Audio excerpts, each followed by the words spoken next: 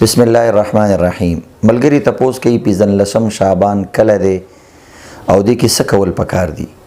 15 شعبان څنګه چې روزه کې د ملکونو اختلاف وي او اختر کې د ملکونو اختلاف وي، د قشان 15 شعبان کې هم د ملکونو اختلاف راځي.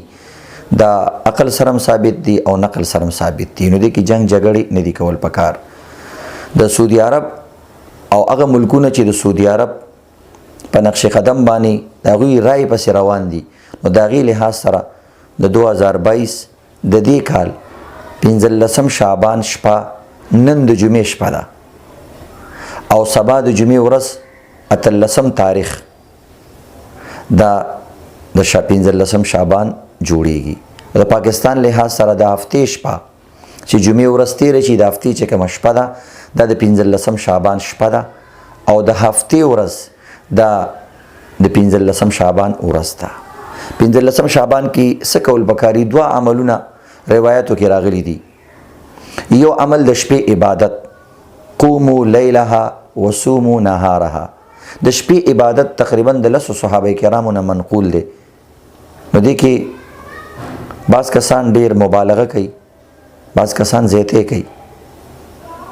دو قسمه خلق دي، دوانه قسمه زیاته کوي. یو دا دی چې بالکل د دې شپې عبادت بدعت کړي، ناروای غني، دا هم صحیح نه ده.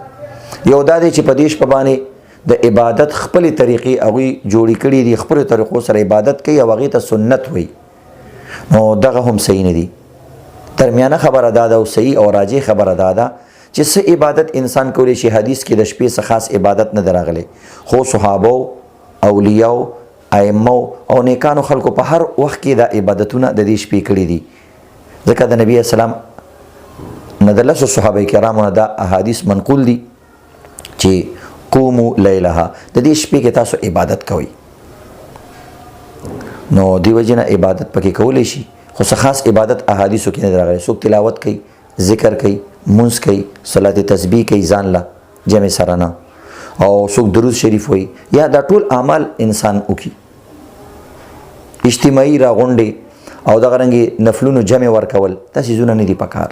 ځان له الله سره راز او نیاز او خبرې کول پکار دي. دویم د ورځې روزه ده. نو د ورځې روزه دا یو روایت کې راغلی ده. حضرت علی سے روایت ابن ماجه کې وصوموا نهارها، وی تاسو د ورځې روزه نیسئ.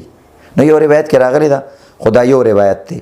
بعض حضرات دي ته ضعیف روایت وي، خو ضعیف روایت باندې انسان عمل کولی شي.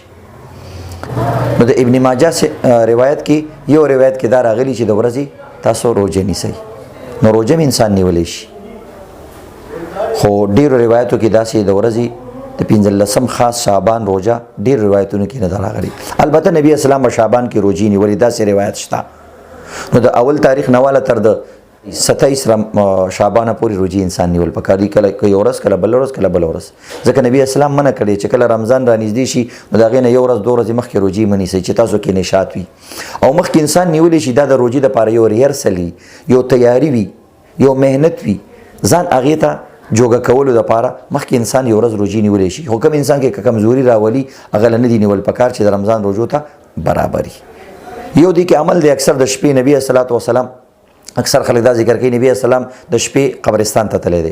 نو نبی صلی الله علیه وسلم واقعي قبرستان ته په دې شپې تللی دی. عائشہ رضی الله تعالی عنها پسې ګرځېدله.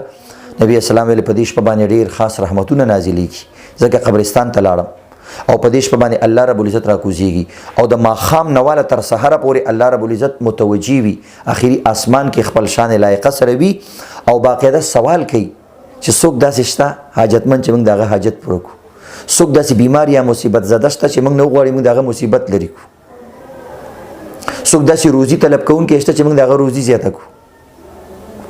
نو په دې شپه کې وي روایتو کې دام راغلي اعمال الله طرف ته اوچتیږي او دغه فرشتو ته باقاعده د یو کال د هر د انسانانو هغه اعمال حواله کیږي چې فلانه به مړ کیږي، فلانه به دومره خولي، فلانه دا، فلانه دا، فلانه دا، دا کارونه بکیږي. نو دی وجنه په دې شپه باندې الله نه خیر خیریت طلب کول پکار دي. د ورځې انسان روزم نیولې شي او دا شان چې کوم دی قبرستان ته چې ته عمر کې سړی یو ځل لار شي، ځکه نبی اسلام یو ځل تللی دی، بار بار نه دی تللی. په دغه عمل کولی شي او روزم کله نه کله نیول پکار دي. خو کله په 15 کله په 14 یو روزم انسان نیولې شي. کدونی چې ډیره خده شعبان کې به نبی اسلام روجي نیولې د احادیثو کې راغلي دي. الله رب العزت دې موږ او تاسو ته معافي وکړي او الله دې زموږ د شپه عبادت خپل دربار کې قبول کړي او الله دې موږ ته مغفرت وکړي. خو یو خبره دا ضروری ده، بعض روایتو کې راغلي تقریبا د 10 کسانو وي په دې شپه باندې د شعبان په شپه باندې مغفرت نه کیږي. یو پکې کینور انسان دی، قاتل انسان دی، د مور پلار نافرمان انسان دی، نجومی انسان دی چې د غیب خبرونه خلکو ته وي، الله نه بغیر د غیب خبرونه څوک نه خبريږي، او شراب او عادي انسان دی، او دا شان عزتمندو قطع رحمی رشتہ داری قطع کون کې رشتہ دارانو سره رشتہ داری نه پالي هسې بیسا د دې انسان مغفرت بدی باندې شو خودکشي کون کې انسان قاتل انسان نو د دې مغفرت او زناکار انسان په دې شپه باندې د خلکو مغفرت نه کیږي، مشرک انسان نو د دې مغفرت په دغه شپه باندې نه کیږي. الله رب دې زموږ او تاسو د دې نه حفاظت وکړي او الله دې زموږ مغفرت وکړي. آمین یا رب العالمین.